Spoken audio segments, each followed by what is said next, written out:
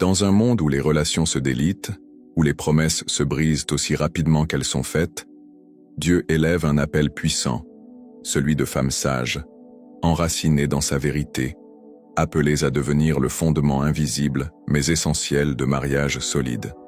Ce n'est pas une charge pesante ni une pression insoutenable, c'est une mission sainte, une invitation à incarner la grâce, la paix, la stabilité au cœur du foyer. Une femme de foi, lorsqu'elle embrasse la sagesse divine, devient plus qu'une épouse.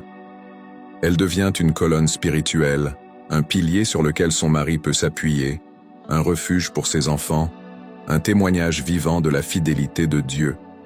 Ce n'est pas le fruit d'un caractère fort ou d'un tempérament calme, c'est le résultat d'un cœur formé par Dieu, d'un esprit renouvelé par la parole, d'une âme façonnée dans la prière. La sagesse dont il est question ici n'est pas une sagesse humaine, fondée sur des astuces psychologiques ou des stratégies relationnelles. C'est une sagesse céleste. Elle vient d'en haut. Jacques 3:17 la décrit ainsi. La sagesse d'en haut est premièrement pure, ensuite pacifique, modérée, conciliante, pleine de miséricorde et de bons fruits, sans parti pris, sans hypocrisie. Cette sagesse-là transforme un foyer. Elle désamorce les conflits, elle guérit les blessures, elle bâtit un environnement de confiance. Mais cette mission commence toujours dans le secret du cœur. Avant de pouvoir soutenir son mari, une femme sage apprend à se tenir seule devant Dieu. Elle puise sa force non dans l'approbation des autres, mais dans l'intimité avec le Saint-Esprit. Elle ne cherche pas à avoir raison, elle cherche la paix. Elle ne cherche pas à diriger, elle cherche à servir. Et c'est précisément cette humilité qui la rend puissante. Combien de foyers vacillent non pas à cause de grandes tragédies, mais à cause de petites négligences accumulées, une parole dure, un silence prolongé, une blessure non guérie. Mais lorsque la sagesse est présente dans le cœur d'une femme, elle devient capable de désamorcer ses pièges. Elle choisit le pardon là où l'orgueil aurait voulu la vengeance. Elle choisit le dialogue là où la colère aurait voulu le mépris. Elle choisit la prière là où l'émotion aurait voulu le conflit. Une femme sage n'est pas une femme parfaite. Elle est une femme en chemin, consciente de ses faiblesses, mais confiante dans la grâce. Elle se laisse former par Dieu chaque jour. Elle ne s'appuie pas sur ses expériences passées, mais sur la fraîche révélation de la parole. Elle ne s'endort pas sur ses acquis, mais veille avec vigilance sur son cœur, sur son foyer, sur son couple. Et c'est là que réside sa véritable force. Elle bâtit dans l'invisible. Elle sème des paroles de vie. Elle pose des fondations de foi. Elle crée une atmosphère spirituelle où l'amour peut croître, où les blessures peuvent être guéries, où les rêves peuvent se développer. Elle ne cherche pas la reconnaissance, mais elle reçoit la faveur. Elle ne réclame pas l'autorité, mais Dieu lui en donne, parce qu'elle a compris que la vraie influence se gagne dans la fidélité, dans la patience, dans la prière. Femme de Dieu, si tu veux voir ton mariage s'épanouir, commence par cultiver cette sagesse. Demande-la chaque matin. Médite la parole comme une source d'instruction divine. Garde ton cœur dans la paix. Sois lente à la colère, prompte à écouter, fidèle dans la prière. Et tu verras ton foyer se transformer, non parce que ton mari aura changé, mais parce que toi, tu seras devenue cette femme forte, paisible, ancrée dans le cœur de Dieu. La sagesse féminine dans le mariage ne se manifeste pas dans la domination ni dans la passivité, mais dans l'équilibre divin. Elle est douce sans être effacée, forte sans être autoritaire. Elle connaît la puissance du silence autant que celle de la parole, juste au bon moment. Elle sait que son rôle n'est pas de contrôler, mais d'influencer.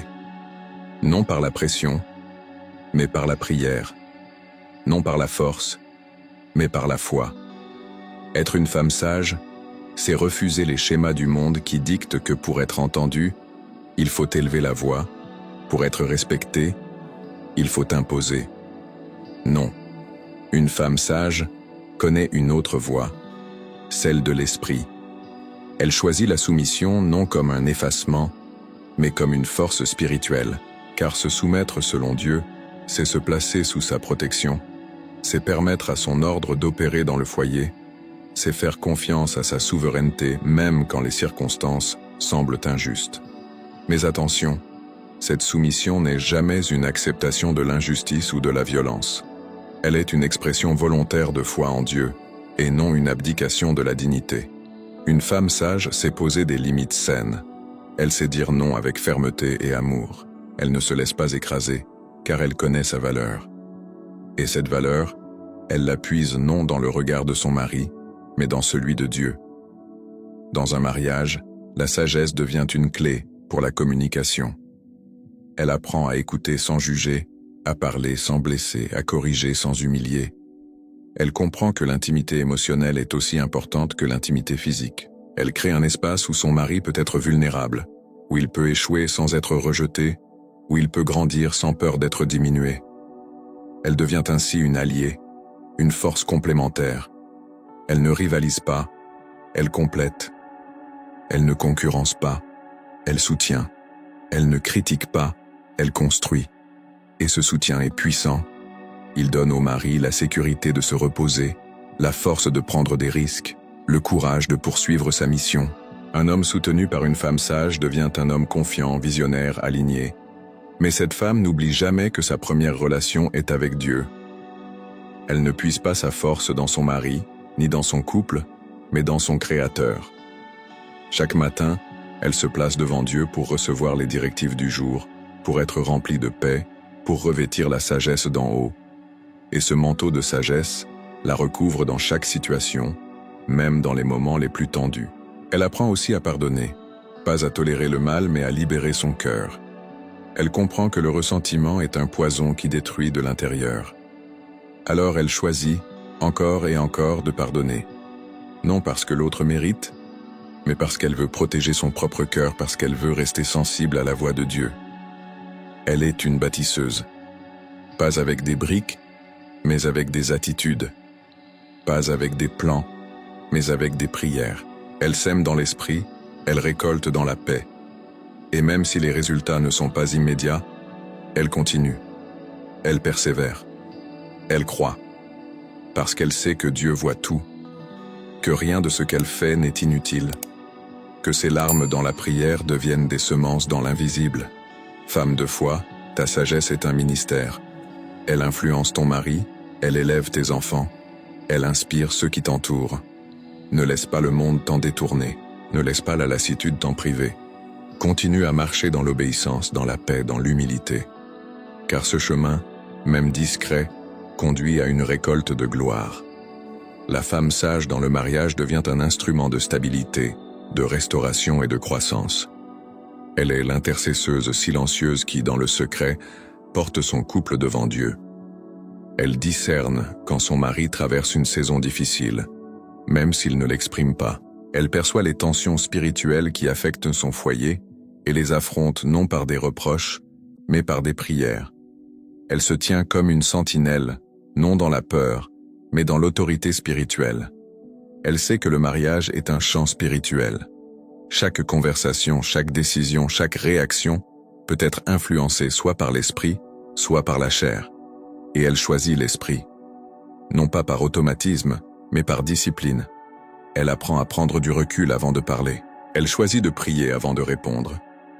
Et cela change tout. Parce qu'elle n'est pas réactive, elle est dirigée. Dans les moments de désaccord, elle ne cherche pas la victoire du débat, mais la paix de la maison. Elle comprend que parfois, il vaut mieux perdre une discussion que de perdre l'harmonie. Elle n'est pas dans le compromis avec la vérité, mais elle est dans l'intelligence émotionnelle.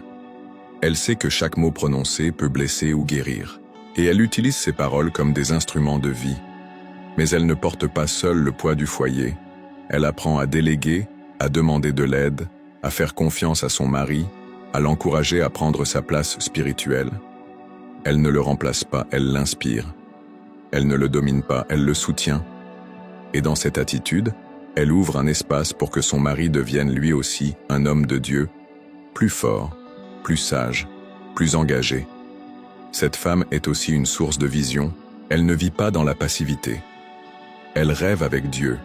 Elle prie pour le futur de sa maison. Elle planifie avec foi.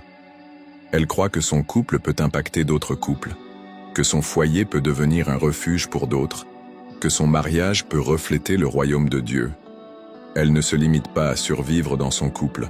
Elle bâtit, elle étend, elle rayonne. Et tout cela, elle ne le fait pas pour l'approbation des autres, mais pour Dieu. Elle vit devant le regard du Père. Elle sait qu'il voit ce que personne ne remarque, qu'il récompense ce qui se fait dans l'ombre, qu'il honore la fidélité silencieuse. Et cela lui suffit. Elle n'a pas besoin de reconnaissance humaine, car elle vit pour l'éternité. Femme de foi, ton appel est grand. Ta sagesse est précieuse. Ne l'abandonne pas. Cultive-la. Protège-la. Prie pour qu'elle grandisse. Et vois comment Dieu, à travers toi, restaurera des mariages, guérira des cœurs, et posera des fondations solides pour les générations à venir. Et si cette parole a résonné dans ton cœur, je t'invite à revenir chaque jour sur cette chaîne. Chaque jour, une nouvelle parole inspirée de la Bible t'attend pour fortifier ta foi, t'enseigner la sagesse divine et t'aider à bâtir un mariage selon le cœur de Dieu. Ne manque pas ces moments de transformation. Dieu parle, Dieu agit, et il veut te rencontrer ici, chaque jour. Dans le plan de Dieu, le mariage n'est pas simplement une institution sociale, mais une alliance spirituelle, un reflet vivant de l'union entre Christ et l'Église. Une femme sage comprend cela profondément. Elle ne traite pas son rôle à la légère. Elle sait que chaque jour dans son foyer est une opportunité d'honorer Dieu, de démontrer l'amour inconditionnel, la patience divine, la persévérance céleste. Elle devient une prédicatrice silencieuse, proclamant l'Évangile par sa manière d'aimer, de servir, de pardonner. Son foyer devient son ministère, non pas par obligation mais par conviction. Elle voit sa cuisine comme un lieu de service sacré, sa chambre comme un autel d'unité, son salon comme un lieu de communion.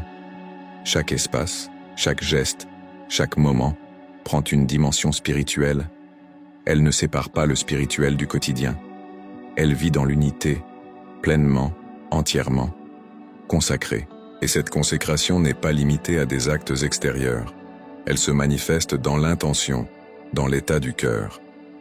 Une femme peut accomplir 1000 tâches domestiques, mais sans sagesse, sans paix, sans amour, cela reste vide. Mais lorsqu'elle fait tout comme pour le Seigneur, même les gestes les plus simples deviennent des semences d'éternité. Elle cuisine avec amour. Elle accueille avec grâce. Elle parle avec douceur. Elle vit dans la lumière. Cette lumière, elle la protège jalousement, car elle sait que le monde cherche à l'éteindre. Les comparaisons, les insatisfactions, les critiques, les offenses, tout cela tente de la détourner de sa mission. Mais elle veille. Elle se rappelle chaque jour pourquoi elle fait ce qu'elle fait. Elle puise son identité dans la parole, non dans les réseaux sociaux, non dans les opinions. Elle se sait choisie, aimée, appelée. Et même dans les saisons difficiles, elle ne lâche pas. Quand son mari semble distant, elle prie plus. Quand les tensions montent, elle reste dans la paix. Quand elle se sent seule, elle court dans la présence de Dieu. Elle ne s'appuie pas sur les circonstances, mais sur les promesses. Elle n'attend pas que l'autre change pour agir. Elle obéit à Dieu, même dans la solitude. Et cette obéissance attire le ciel. Elle sait aussi que sa sagesse construit un héritage. Ce qu'elle fait aujourd'hui, ses enfants l'imiteront demain. La façon dont elle aime, dont elle répond, dont elle gère les conflits, tout cela forme une empreinte dans le cœur de sa famille. Elle ne parle pas seulement de Dieu, elle incarne sa présence. Et même si ses enfants s'éloignent, ils se souviendront de ce qu'ils ont vu chez elle. Et ce souvenir deviendra un appel de retour. Elle ne cherche pas à paraître parfaite, elle vit dans la vérité, elle avoue ses erreurs, elle demande pardon, elle se relève. Elle montre que la grâce est plus forte que la chute. Et dans cette transparence, elle enseigne que la force ne réside pas dans l'image, mais dans la dépendance à Dieu. Son mariage devient alors une lumière. Pas parce qu'il est sans défaut, mais parce qu'il reflète le pardon, la résilience, l'amour inépuisable de Dieu. Elle et son mari apprennent à marcher ensemble, à se relever ensemble, à grandir ensemble. Ils ne sont pas parfaits, mais ils sont unis, non par les émotions, mais par l'esprit. Et cette union devient une inspiration. Femme de Dieu, ne sous-estime jamais ce que tu bâtis, même dans les jours de fatigue, même quand personne ne dit merci, même quand tu te sens invisible. Dieu voit, Dieu compte, Dieu récompense. Et ce que tu fais dans le secret sera proclamé au grand jour. Tu bâtis un mariage, une maison, un témoignage pour la gloire de Dieu. La sagesse d'une femme dans le mariage est un don rare et précieux, mais c'est aussi une responsabilité. Elle n'est pas passive, elle est active. Elle ne se contente pas de réagir. Elle anticipe, elle protège, elle dirige avec délicatesse. Dans les moments de doute, elle s'ancre dans la vérité. Dans les tensions, elle devient médiatrice. Dans les silences, elle reste présente, stable, fidèle. Cette femme n'est pas une victime des circonstances. Elle est une gestionnaire de paix. Elle sait que tout ne dépend pas d'elle, mais elle sait aussi que beaucoup passe par elle. Par sa posture, par sa manière de répondre, par sa manière d'aimer. Elle comprend que l'amour véritable n'est pas un sentiment constant, mais une décision quotidienne. Et elle choisit l'amour, encore et encore. Elle choisit aussi le respect, même quand son mari semble faillible, même quand les blessures sont là. Elle ne nie pas les douleurs, mais elle ne les transforme pas en murs. Elle se bat dans l'esprit. Elle refuse l'amertume. Elle ferme la porte au mépris. Elle choisit la voie étroite du pardon et de la réconciliation, car elle sait que ce chemin, bien que difficile, est celui de la vie. Elle ne cherche pas à prouver sa valeur. Elle la connaît. Elle n'a pas besoin d'en faire plus pour être aimée. Elle sait qu'elle est précieuse aux yeux de Dieu, et c'est cette conscience qui la libère. Elle donne sans attendre. Elle aime sans calculer. Elle soutient sans épuisement, parce qu'elle puise dans une source qui ne tarit jamais, la présence de Dieu. Elle sait aussi que son couple est une équipe, que le mari a besoin d'elle mais qu'elle a aussi besoin de lui. Elle ne prend pas toutes les responsabilités. Elle apprend à déléguer, à faire confiance, à coopérer. Elle construit avec lui, non contre lui. Elle communique avec respect, même quand elle est blessée. Elle garde son cœur ouvert, même quand tout en elle voudrait se refermer. Et quand elle n'en peut plus, quand ses forces la quittent, elle court vers le Père. Elle dépose ses fardeaux. Elle pleure, elle crie, elle s'ouvre. Et Dieu, fidèle, la relève. Il l'enveloppe. Il la fortifie. Il lui rappelle qu'elle n'est pas seule, que sa grâce lui suffit, que son esprit l'habite, et qu'elle est, même fatiguée, une femme capable d'influencer l'éternité. Cette femme comprend que chaque instant compte, que chaque parole peut semer la vie ou la mort, que chaque choix forme un futur, et elle choisit avec discernement. Elle ne vit pas dans la peur de se tromper, mais dans la foi que Dieu la guide. Elle fait confiance au processus. Elle accepte ses erreurs. Elle apprend. Elle grandit. Elle ne vit pas pour l'approbation du monde, mais pour le sourire de Dieu. Et cela lui donne une paix que rien ne peut voler. Ni les critiques, ni les incompréhensions, ni même les échecs. Car elle sait qu'elle est dans sa volonté. Et cela lui suffit. Femme de foi, ta sagesse est une lumière. Elle éclaire ton foyer, elle éclaire ta communauté, elle éclaire même ceux que tu ne vois pas. Continue à briller, continue à bâtir, continue à croire, car ce que tu fais est éternel. Et Dieu, un jour, t'honorera devant tous pour tout ce que tu as fait dans le secret. Il n'y a pas de plus grande dignité pour une femme que celle d'être appelée à bâtir un foyer selon la volonté de Dieu, pas à elle seule, pas sans faille, mais avec l'aide de l'esprit, avec la sagesse d'en haut, avec la force d'un cœur rendu humble et obéissant. Être cette femme, c'est répondre à un appel divin. C'est accepter d'être une lumière dans les ténèbres, un appui dans les tempêtes, un exemple dans un monde sans repère. Une femme sage ne cherche pas la perfection, elle cherche la présence de Dieu. Et c'est cette présence constante, intime, fidèle, qui fait d'elle une épouse forte, une mère inspirante, une partenaire spirituelle pour son mari.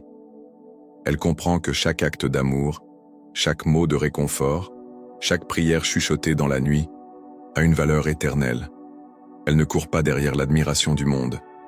Elle cherche à entendre une seule voix, celle de son Père céleste lui dire « Bien, bonne et fidèle servante ». C'est là sa récompense. C'est là sa joie. C'est là sa mission accomplie. Et si tu es cette femme en devenir, si ton cœur bat à l'unisson avec cette vision, sache que Dieu est avec toi. Il t'équipera, il te portera, il te guidera. Et même quand tout semblera flou, incertain, dur, sa voix sera ton phare, sa paix ton refuge, son amour ta force. Approchons-nous maintenant de lui dans une prière sincère et pleine de foi. Prière finale. Seigneur Tout-Puissant, merci pour chaque femme que tu as créée avec un dessein unique. Merci pour l'appel merveilleux de bâtir des foyers solides, des mariages durables, des familles alignées sur ta volonté. Père, aujourd'hui, nous te remettons chaque épouse, chaque future épouse, chaque femme en recherche de ta sagesse. Remplis leur cœur de paix, de patience, de douceur. Donne-leur la force d'aimer même dans les moments difficiles, la sagesse de parler au bon moment, le courage de pardonner, l'humilité de demander pardon. Seigneur, fais d'elles des colonnes spirituelles, des sentinelles de la foi, des artisanes de l'unité. Que leur maison soit des refuges de ta présence, que leur mariage reflète ton amour inébranlable, que leurs enfants marchent dans tes voies en voyant leur exemple, et que chaque jour elles soient fortifiées par ta grâce, renouvelées par ton esprit et enracinées dans ton amour. Nous te louons pour ce que tu fais, pour ce que tu feras encore. Et nous déclarons que chaque femme qui choisit la sagesse sera comblée de ta faveur. Dans le nom précieux de Jésus-Christ, nous prions. Amen. Si ce message a touché ton cœur, n'oublie pas de liker cette vidéo, de t'abonner à la chaîne et de continuer à nourrir ta foi grâce aux autres sermons disponibles dans la playlist recommandée. Chaque jour, reçois une parole de Dieu pour transformer ton cœur, ton foyer et ton avenir.